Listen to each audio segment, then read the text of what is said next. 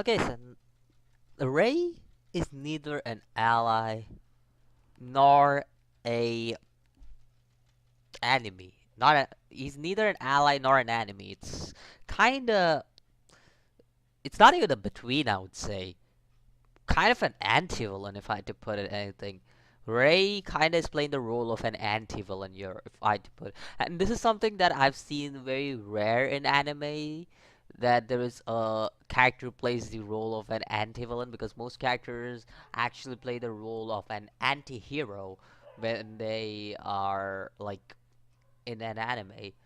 Because the only character that I could even remember in the slightest that even played the role of the anti-villain would be, I guess it would be Accelerator from Certain Magical Index, because he's the only character who is actually villainous at the same time he has his own ideals of being a villain and everything.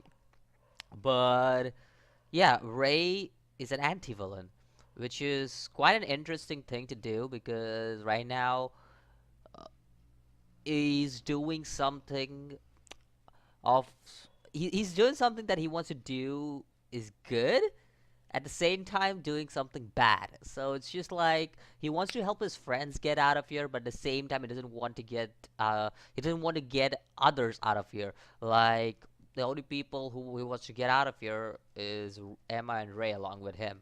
That, and understanding the circumstances, he also speaks about how he wants others to be ditched, because it's just like, oh, they're just gonna be a burden, and it's understandable where he comes from, because his perspective is thinking optimistically, and he's kind of giving this thing of this vibe of he already knows that this is an impossible escape with everyone. So yeah, Bray is kind of going against what important things he's just going against everything that the other two hold important to, because Ray is an anti-villain. He's just an anti-villain in my eyes. So right now, as of right now at least. Now another thing is the way he has planned out everything. 6 years, and he's planned out everything so much. It just shows that Ray's intelligence is beyond measure right now, because this man has been planning in the background since a long, long time. Since this guy was 7, if I had to put it, 7, right? Because I think this is 12, so it would be like 6, 5, something like that. Ray has been planning it for a long time. That's a longest time since he was a literal child at his age when he was planning this shit. Like he was a literal child. Like I'm like, wow, these kids are quite intelligent. I've spoke about that previously, but damn, those are some quite intelligent kids. But one of the scenes that really caught my eyes was this one, where Emma just, it was a completely different expression on her face, and she was ready to like kill someone or some shit like that. She had a completely different expression on her face of anger and rage from what I saw. It was crazy how Emma just looked at Ray and hold his hand, like cracking it or some shit.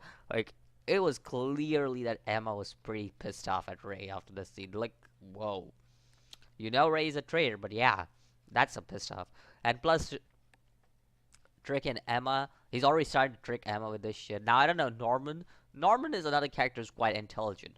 So it's about who does who outwits another guy right now, because Ray so far is controlling everything. If I had to put it, he's controlling the mom. He's controlling Norman and the others. He's controlling pretty much everything, and that's the reason why he's the main man here. He's the middle man here.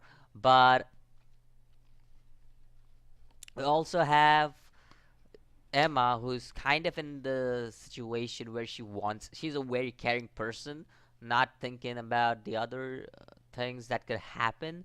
While we got Ray and Norman, who actually think about other things that could happen. That could be a possibility. So yeah, another thing was this. I think so. This was just straight up stupid, but at the same time, I can understand the emotions that Don had when he went in here, because considering Don's character, how impatient he is. So knowing that, it kinda is already like Don has this impatiency to not wait for anything, and that's the reason why he goes here. And they haven't even spoke about how Coney is dead in front of Don, because that would be something that Don should need to know, because obviously Coney. I don't know if they were blood siblings, but Don definitely cared about Coney like a little sister. Have you saw that in episode 1? So it's like, is Don really like he's just like Don is really impatient, and he's just gone there to pretty much just check out stuff. Just check out stuff. And he's gone to the very bad position. He's been pushed into a very bad position here, because to be honest, I feel like the scene, it is a good intense atmosphere. At the same time, it feels kind of stupid, because even after explaining everything to Don, and we all know this cliche was gonna happen because Don's expression already showed it. But I kind of felt like this cliche is too much used in anime, and I was expecting something. I wanted to expect something else, because I like to do see something else happen. But it is something that would happen. Don going here, but why did Gilda go? I have no idea. But Don and Gilda here going in here is something that kind of putting them in a very bad spot here. And it could be a really dangerous situation that could arise, because we don't know who's behind the door. We just know that it's a cliffhanger. So we could be anybody. It could be um what's his name? Ray. It could be Norman. It could be Emma. It could be anybody who's behind the door. But it's just that even after explaining the whole situation, Don still went in there. That's what I felt kind of put me down on this, because has somebody who already knows the risk, who already knows that you are in a very bad position. You know that the mom could come in at any moment, and if she comes in, you are screwed. That's basically it. You are screwed. Your plans are screwed. A lot of things are screwed. So it's a pretty bad spot right now for them. So yeah, it's just that that kind of felt like something that I just felt like it was kind of disappointing to see that. I don't know why. Even though there was a good intense atmosphere at the end of the episode and a cliffhanger, I don't know why I felt like that was an unnecessary thing that happened. So yeah, let me know what you think about this episode of Promise Neverland, and I'll see you in the next video. As always, peace.